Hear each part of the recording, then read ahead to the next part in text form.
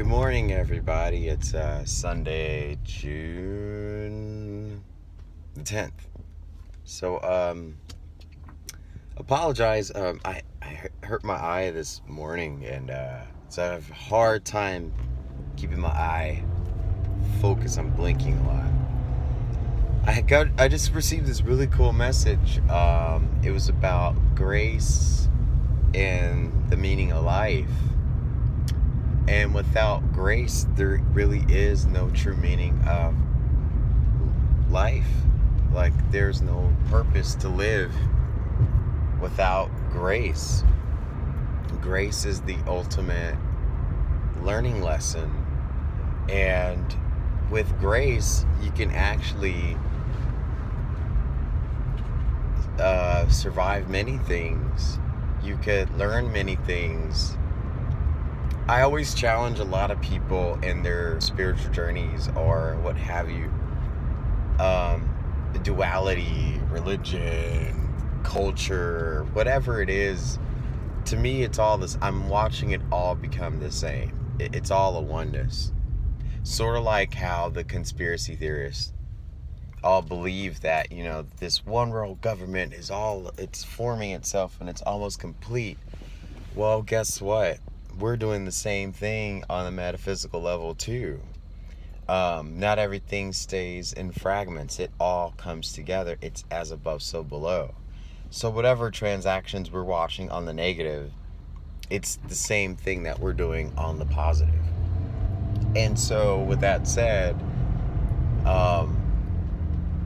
there's like this whole side of the world where we see ritual and death and bloodshed and slaughtering and slaying and mass murders and trafficking, and it's just so disgusting and horrible, and a lot of us can't imagine that to be. But if that weren't in our conscious reality, we wouldn't be trying to attain to this level of grace. Those of us who get it, it's almost like the opposition forces us to go forth in our destiny, just as what we're doing in our destiny encourages those who are not of the light to continue to do their ritual.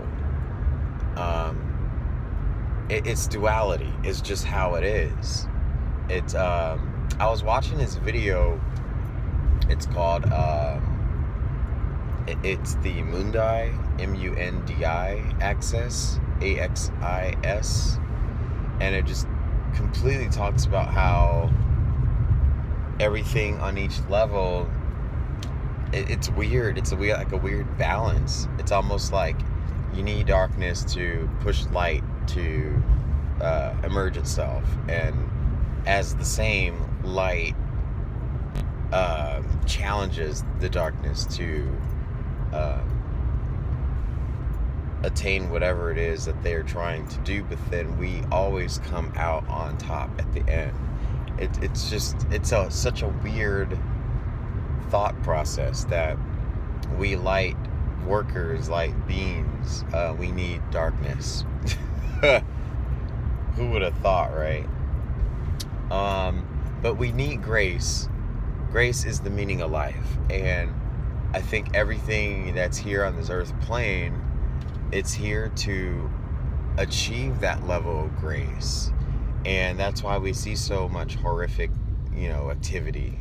It's to bring us to a form of grace. It's to wake us up into our grace. And grace is not something you can just go, oh, I have grace in my life. You have to earn it. And so I posted something on my Facebook page yesterday. It was a deep thought.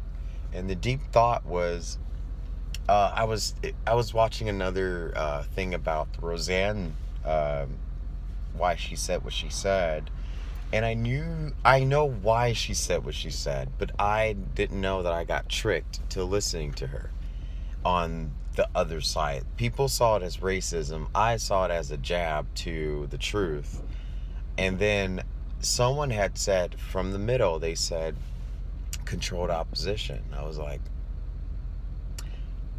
damn, that was a good one, because it's almost like hiring someone to intentionally put out something so that it can encourage and instill that racism needs to continue in our society in order to condition people to have more rage and hate and anger.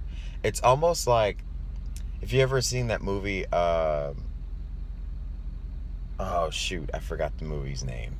Sorry, y'all. Kingsman, the part one, when Samuel L's character has everyone on a cell phone, and there's these little SIM chips, and he pushes the button towards the end, and everyone goes ham and ape, and they start destroying each other. It seems that that is a metaphor of what society we live in. It's like we're coming to a place where everyone is going to be so filled with so much emotion that what is going to happen once, like, I always say, once the EMP goes poof. I don't mean to laugh, but I just think it's hilarious how I used to be so fear-based about all this stuff, and now I'm just like, I just don't care. I have such inner peace with myself and such clarity with myself, and my job, my service here is to continue to deliver these messages of inner peace and clarity, clairvoyance. And I always try to declare benevolence around my environment. And because I did practice Christianity, I always have to bind and rebuke and reverse any demonic assignment against me, and I can't be ashamed of that. And I think sometimes, like, we get ashamed of those corners where we have to speak our peace. And no matter what form that peace is, we have to keep speaking it, no matter how we know, or even if we don't practice it. Every culture and every denomination has taught you different ways to protect yourself, to guide yourself, to love yourself, and to shield yourself with protection. And we have so many tools that we can use. We don't have to always succumb to like one of them. That's really false. And that's where grace comes in. That's where grace intervenes on whatever it is, that whatever turf that you're discovering. Grace is always there. It's the meaning of life. And there is no true meaning of life without grace. Like, learning to see the beauty in everything and to watch all the positive unfold underneath all the darkness. We can't just focus only on the darkness. And there's people whose channels I keep watching and I'm like, oh, come on, stop being angry. It's okay to address the situations, but at the same time, like, you gotta teach your audience and your followers how to find peace with themselves. And that's the message I wanted to share with you all this morning. You have a wonderful day. I am just waking up and I gotta go to work. For those of you who don't really know, like, I'm a really cool dance teacher, and I do a lot of forms of dance instruction, group fitness, exercise, Zumba classes, wedding dances, children's programs. So I have a very vital role in life, and me speaking out on YouTube is just one aspect of what's in my mind and what's in my heart and spirit. And I don't get nervous about what I say, because what I say has no what I say doesn't bother, well, what I say doesn't transmit over to the areas of my ethics. That's why I really like YouTube, because it just stays all out there in public for others who are seeking answers. Facebook's a little different. That's like, you're just asking for it on Facebook. So I always just try to keep my messages more blunt and stick to the point. Instagram is a whole nother world. I was laughing the other day how Instagram is becoming cheap porn. It is. It's just, everyone is just showing it all off, and it's disgusting. Anyways, have a wonderful day. I'll talk to you all later. See ya. Yes, my blonde is growing out more. Woohoo. All right, take care. Bye.